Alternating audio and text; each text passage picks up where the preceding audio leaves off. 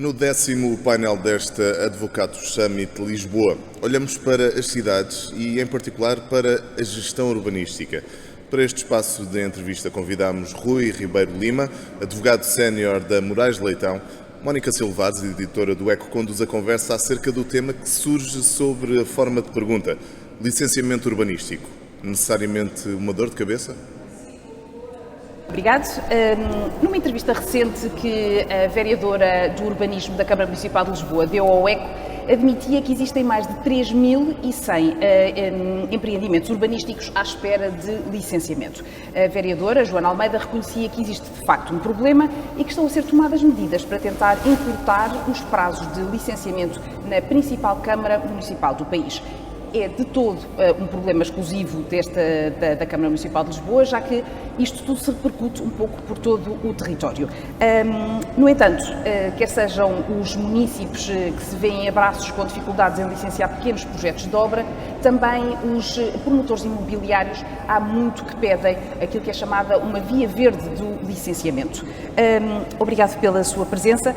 Como é que se justifica esta morosidade que por vezes pode arrastar-se durante anos? Muito bom dia, obrigado pelo convite. A morosidade, a meu ver, pode ter várias causas. A culpa muitas vezes não está só do lado da Câmara Municipal e temos que ter essa noção porque os procedimentos existem, estão tipificados, existem na lei para serem conhecidos e por vezes o maior problema que um município enfrenta é também a falta de conhecimento das suas regras. Eu costumo dizer que há 308 maneiras de olhar o urbanismo em Portugal, tanto quanto são os municípios em Portugal.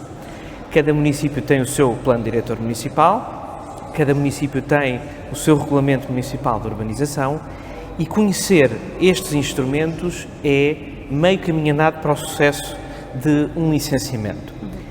E o grande problema é que, havendo instrumentos em cada um, específicos de cada um do município, é necessário conhecê-los bem para traçar aquilo que costumamos chamar de uma estratégia de licenciamento. Mas, por exemplo, deixe-me só interrompê-lo aqui um minuto, se nós formos sempre procurar arquitetos ou engenheiros que estejam a par das regras específicas daquele município, ponto 1, acabamos por afunilar o mercado e estamos um bocadinho sempre dependentes das mesmas pessoas e torna-se com pouca concorrência. Eu diria que há aqui, isso pode ser verdade, mas ainda assim eu estou crente ou convicto que quando se conhece as regras, qualquer pessoa pode depois encetar essa estratégia de licenciamento. O que é que eu quero dizer com isto? Podíamos ser levados ou tentados a dizer que deveria haver uma legislação única e que deveria ser mais clara. Só que isso acarretaria, ela já existe, e acarretaria, no fundo, que se tratasse o território todo por igual, que não é a mesma coisa. Ter uma casa ou um edifício em Lisboa não é a mesma coisa que ter ou construir uma casa ou um edifício na zona do Alentejo ou em várias cidades do Algarve. Portanto, eu tenho que entender as idiosincrasias do território para conseguir ter a possibilidade para conhecer essas regras e poder traçar um licenciamento de sucesso. O que eu procuro transmitir aos arquitetos e aos promotores que muitas vezes nos procuram é que é importante perceber as regras, estudá-las e depois atuar de forma preventiva, de forma a conhecer essas mesmas regras da forma prática como elas são aplicadas e interagir com o município. Não estou a desculpar, obviamente, a morosidade que às vezes se sente em muitos municípios, mas que eu acho que decorre de duas coisas essenciais que têm que existir. A formação dos técnicos municipais, tem que haver uma grande aposta das autarquias na formação dos seus técnicos, na lei, naquilo que são os procedimentos legais e, por outro lado, uma uniformidade de pensamento dentro da aplicação das regras. Uma das coisas que muitas vezes, nomeadamente a Câmara Municipal de Lisboa, é acusada é de ter várias interpretações consoante o técnico a que vamos bater. Exatamente. E que, inclusive, na própria Câmara Municipal de Lisboa, e isto até lhe estou a relatar com conhecimento de causa, há técnicos que são classificados como mais lentinhos. Exatamente. Mas isso passa-se na generalidade das câmaras, por isso é que é importante que as equipas tenham digamos, a própria formação interna do ponto de vista daquilo que é o seu pensamento, a aplicação dos seus regulamentos e ter uma uniformidade de critérios. Poderia passar, por exemplo, para, em todas as câmaras, e não sei se no caso de Lisboa, que é este que lhe vou citar, a criação da Comissão de Concertação Municipal de Urbanismo.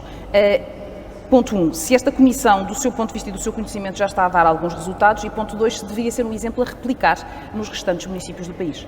Eu diria que sim, até porque essa Comissão de Concertação Municipal pega justamente nesta uniformidade que eu acho que tem que ser transversal a todo o serviço do urbanismo nas câmaras.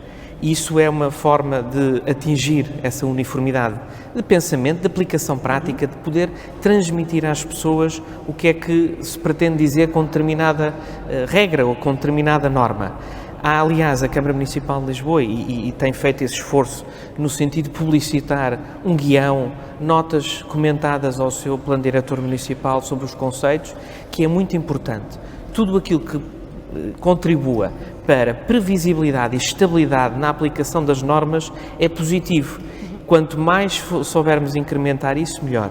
O exemplo que eu posso dar, que é de longe aquele que perpassa essa estabilidade, é o município do Porto, em termos daquilo que é a clareza das posições assumidas pela autarquia na aplicação dos critérios que existe no PDM e no seu regulamento municipal. Aliás, o município do Porto tem um código regulamentar, ou seja, reúne num único documento todas as normas que existem e vigentes no município. Isso contribui para o melhor conhecimento das normas, das regras, para que as pessoas possam facilmente aceder a elas. E depois passa também estas comissões de concertação municipal, que é, no fundo, criar regras uniformes, meios de aplicação das normas, para que não se criem as tensões que normalmente existem entre o município e os privados. E as tensões já lá vamos, porque nós preparamos aqui um conjunto de casos práticos para ilustrar as dores de cabeça que as pessoas têm no licenciamento urbanístico. Existe uma figura alegadamente de simplificação do processo, que é chamada a comunicação prévia, mas que muitas vezes acaba por demorar quase tanto tempo como deveria levar um licenciamento normal. Como é que isto se justifica? Bom, a comunicação prévia peca, acima de tudo, pela incerteza que às vezes gera, seja na própria Câmara, seja no próprio particular. A comunicação prévia foi criada como uma figura em que a Câmara, digamos que nem tem que participar, nem tem que dizer nada. Ou seja, é uma figura criada na lei em que o modo de decisão, ou o modo, vamos lá ver, de interação com a Câmara é de que a Câmara não diga nada. Isso, para quem está habituado a receber um papel que diz está aprovado o seu licenciamento, ou mesmo para entidades financiadoras que muitas vezes têm que conceder um financiamento para a construção, gera incerteza. O que a comunicação prévia pretende fazer é ser um meio expedito de construir, de levar a cabo uma obra, quando os seus parâmetros urbanísticos estão totalmente conhecidos, são totalmente à semelhança do que estava a dizer do caso da cidade do Porto. Exatamente.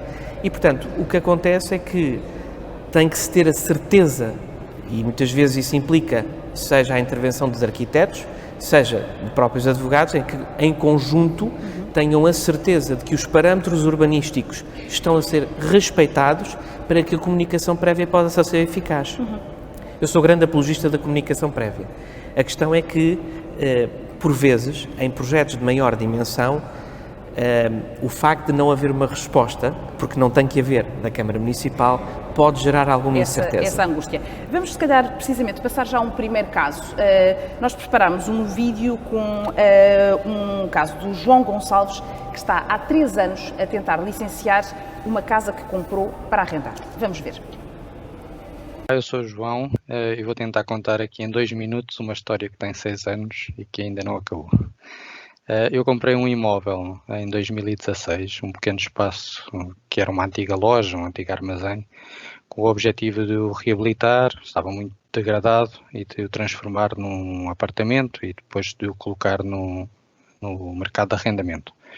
contratei um ateliê de arquitetura e, portanto, desenvolvemos um projeto com o objetivo de entregar na Câmara no formato de comunicação prévia. Foram realizadas 2 reuniões prévias com técnicos da Câmara, durante as quais foram apresentadas as soluções. Na última das reuniões, levado todas as peças que iam ser entregues e foi-nos sempre dito que estava tudo bem e que não havia nenhuma objeção à partida. Nunca foi referido que o imóvel se encontrava na Carta Municipal do Património. Infelizmente, estas reuniões não têm atas, portanto, são apenas conversas. Em junho de 2017, o projeto foi então entregue neste formato de comunicação prévia. Não houve nenhuma questão levantada pela Câmara e em agosto de 2017 as obras iniciaram-se. Depois, em março de 2018, no ano seguinte, houve uma nova reunião para preparar o pedido de licença de utilização, também durante o qual aparentemente estaria tudo bem, e em dezembro de 2018 foi então entregue o pedido de licença de utilização para dar o fim de habitação ao imóvel. Entretanto, recebemos 2 notificações para alguns dados adicionais que foram, portanto, no prazo de 10 dias, que é o que é pedido, foram entregues. E em outubro de 2019 fomos então notificados dizendo que o imóvel se encontrava na Carta Municipal de Património e que a estrutura consultiva tinha dado um parecer negativo, apresentando 3 objeções. Nós pedimos, e portanto o parecer da estrutura consultiva referia que a estrutura devia ter sido consultada no início do processo, o que não aconteceu, pelos serviços da Câmara, e que se tivesse sido consultada então teria levantado estas 3 objeções. Nós, no mês seguinte, em novembro de 2019, pedimos uma audiência de interessados, onde estiveram presentes a estrutura consultiva, as direções de urbanismo, de licenciamento e os arquitetos. Nessa reunião levámos todos os elementos que tinham sido apresentados e justificámos as opções. Portanto, as objeções tinham a ver com desenhos da Câmara desatualizados, que não correspondiam àquilo que estavam no início, quando nós iniciamos o projeto. E foi-nos dito em novembro de 2019, portanto, nessa reunião, que até final do ano de 2019 nós teríamos uma resposta. Isso não aconteceu. Em março de 2020 nós enviámos um mail a questionar, recebemos uma resposta a dizer que tinha sido dado um parecer condicionado e que íamos ser informados do detalhe deste parecer. Entretanto, passaram 2 anos, nunca fomos informados. E agora voltamos a contactar a Câmara e foi-nos respondido que em breve iríamos ser consultados, que íamos ser informados e que podíamos agendar uma reunião com o gestor do projeto, que é isso que vamos fazer agora. Portanto, resumidamente, foi este processo. Então, temos aqui um caso que eu diria que é claramente um caso de dor de cabeça de licenciamento urbanístico. Que solução é que poderia apresentar ao João Gonçalves? Bom, a comunicação prévia foi feita e, assumindo que foram pagas as taxas, está feita, concluída e acabada e, portanto, foi entregue. O que a Câmara pode fazer depois, das duas uma, ou é notificar de alguma desconformidade que haja e para corrigir, ou então, enfim, despoleta aqui outras atuações que tem que ter. Agora, há aqui uma coisa preocupante, que é a falta de resposta. Exato. Mas nas autorizações de utilização, são as situações, curiosamente, em que a lei dá uma solução. Caso a Câmara nada diga no prazo de 10 dias úteis, presume-se que há, ou aliás, ocorre o deferimento tácito. Esse deferimento depois pode ser revogado ou pode ser substituído, mas a verdade é que ele existe. E o que acontece aqui é que este senhor foi vítima, ou está a ser vítima, da inação da Câmara, da próprio desconhecimento por parte da Câmara da lei, porque o facto do imóvel estar numa Carta Municipal de Património não significa que não possa ser feita por comunicação prévia. E a estrutura consultiva, nomeadamente na Câmara Municipal de Lisboa, é uma estrutura interna. O que significa que este senhor teria uma solução que era pedir à Câmara que pura e simplesmente imita o alvará de utilização, porque ele porque no fundo a autorização da utilização já existe. Houve deferimento tácito.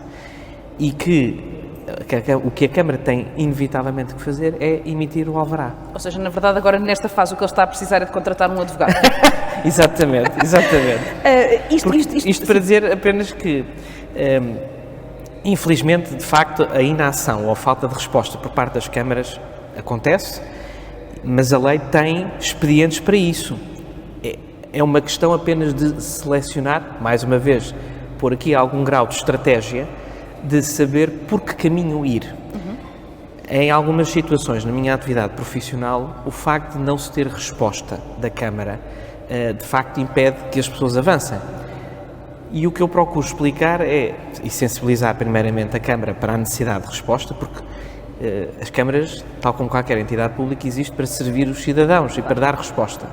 Não havendo essa resposta, e muitas vezes até de modo propositado, tem que se recorrer aos expedientes legais, seja intimações para a passagem de certidões, prática de informações ou até mesmo ações judiciais. Isso é um dos pontos que eu também queria ver consigo, porque também há muita gente nesta questão toda do licenciamento que, até próprios advogados, que dizem não se justifica avançar para tribunal. Sim. Porque a morosidade, isso seria muito bem se os nossos tribunais funcionassem com prazos e com ritmos normais. O que não acontece é que, se avança com um processo para tribunal, ele acabará por se arrastar tanto ou mais do que demoraria fazer esperar pelo licenciamento da Câmara. A Mónica tem razão e, infelizmente, estamos a assistir a uma situação nos tribunais administrativos que me tem preocupado bastante.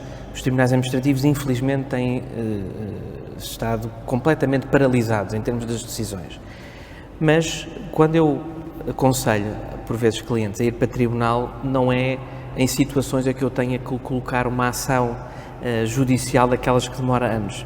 Podem ser postas, por exemplo, providências cautelares muito específicas, só para obrigar as câmaras a atuar. Por exemplo, quando uma Câmara Municipal não decide dentro de um determinado prazo, eu posso pedir uma intimação, por exemplo, à passagem de informação.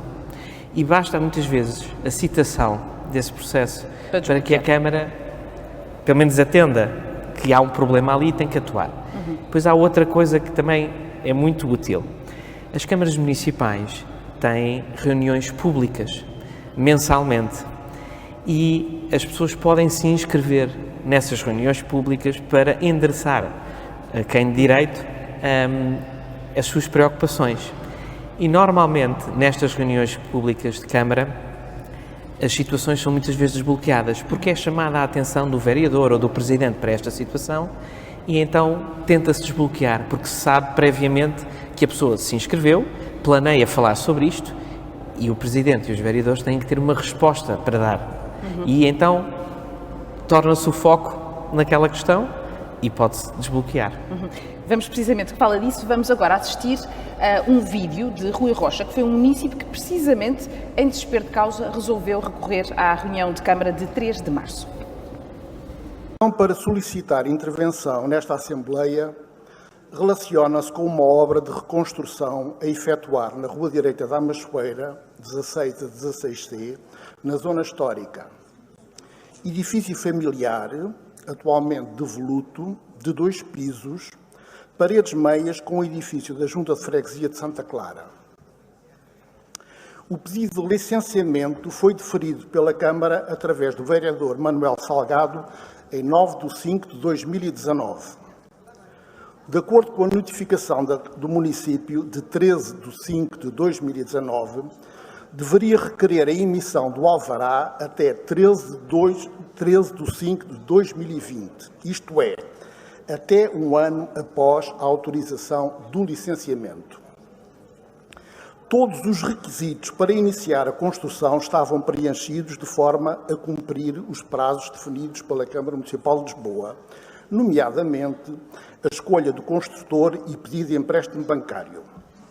A pandemia, com início em março de 2020, veio, no entanto, alterar todas estas previsões.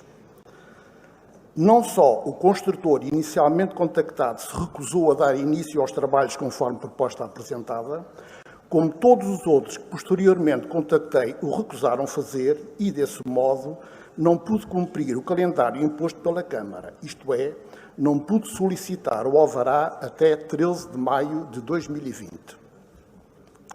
Perante a dificuldade em cumprir o pedido de alvará, contactei o Gabinete de Arquitetura, que tinha feito o projeto, que me informou que haveria um mecanismo de extensão dos prazos por forma a potenciar a manutenção de empresas do setor de construção civil, salvaguardando postos de trabalho e minimizando efeitos de crise económica no setor imobiliário.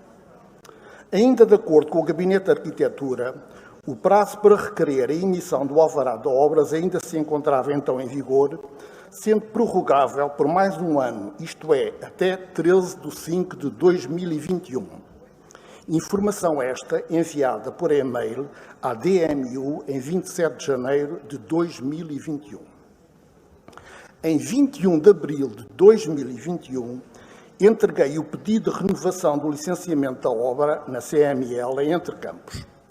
Segundo o técnico que então me atendeu, o pedido deveria ser acompanhado dos termos de responsabilidade dos autores dos projetos da especialidade, do coordenador do projeto e de todos os dados sobre o processo de licenciamento, o que foi integralmente realizado por mim.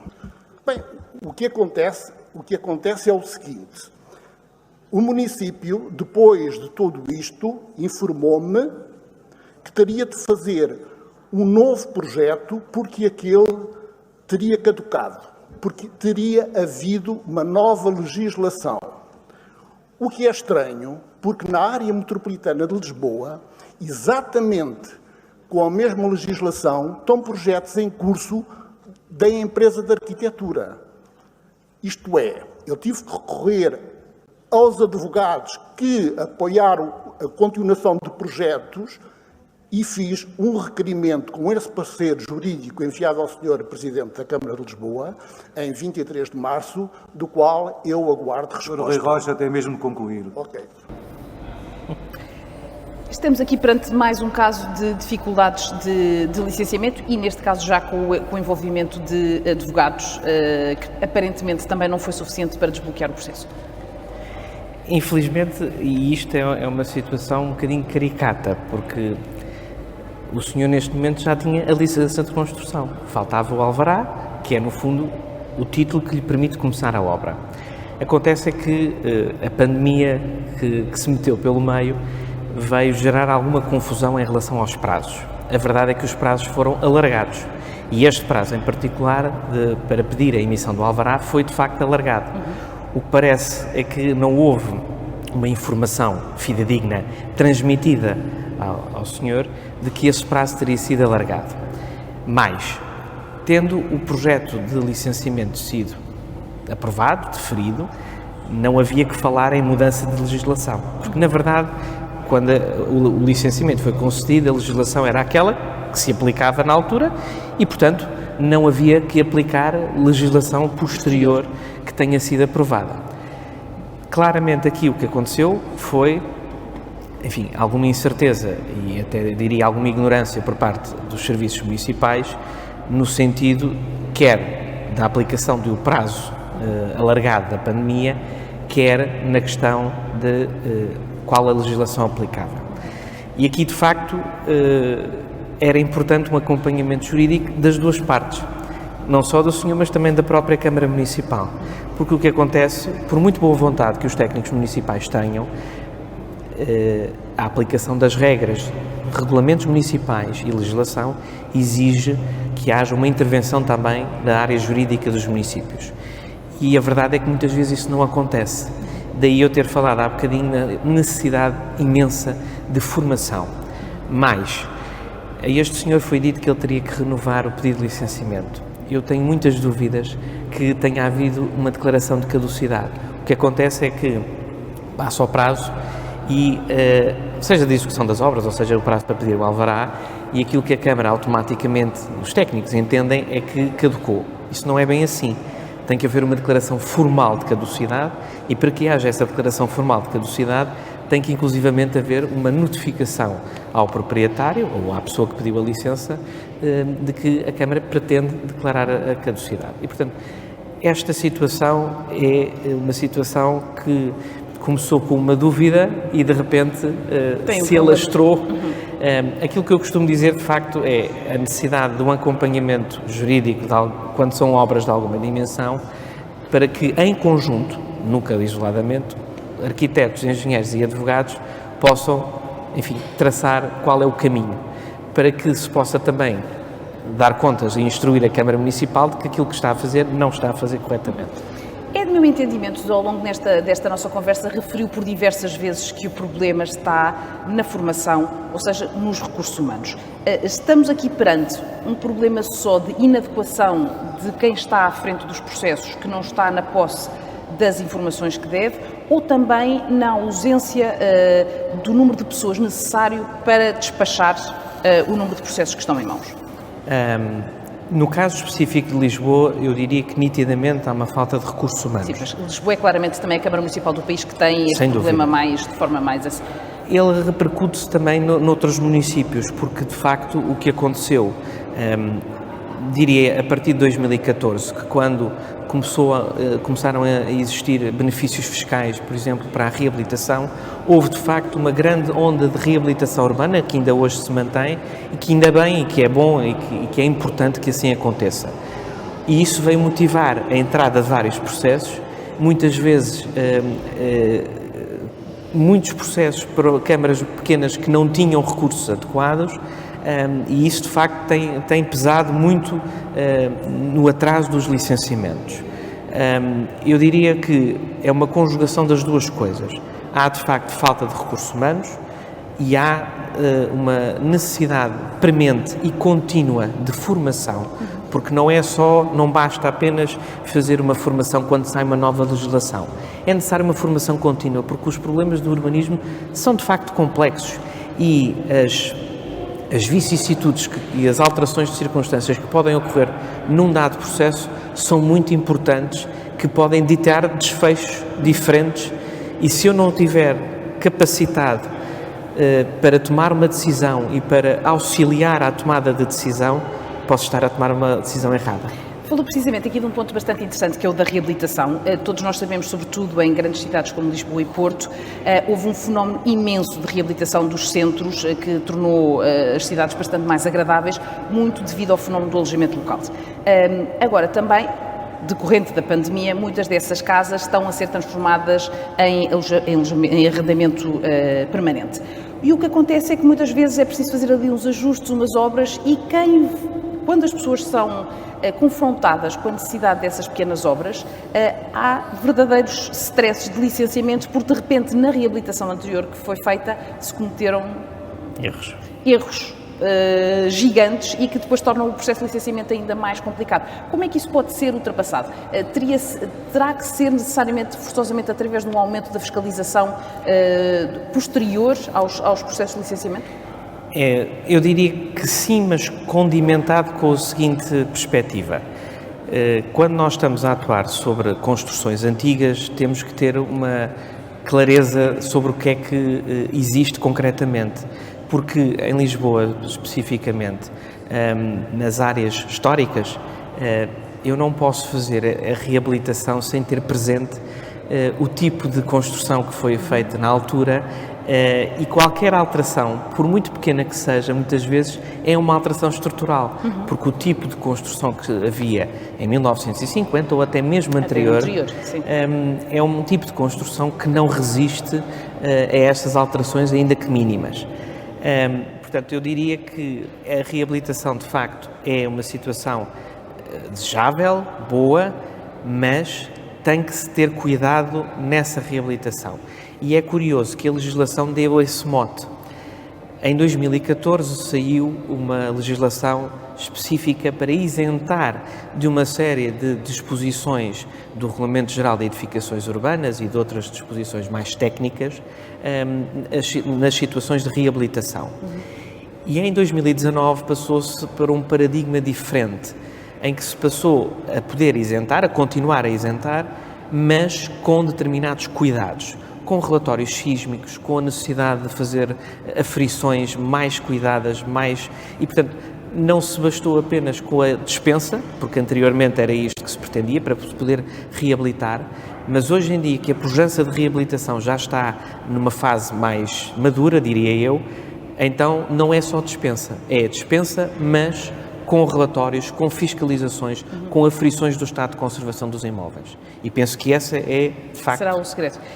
O nosso tempo está completamente a voar. Vamos analisar e ver o último caso da Margarida Colasso, que também pretendia simplesmente arrendar a casa da porteira.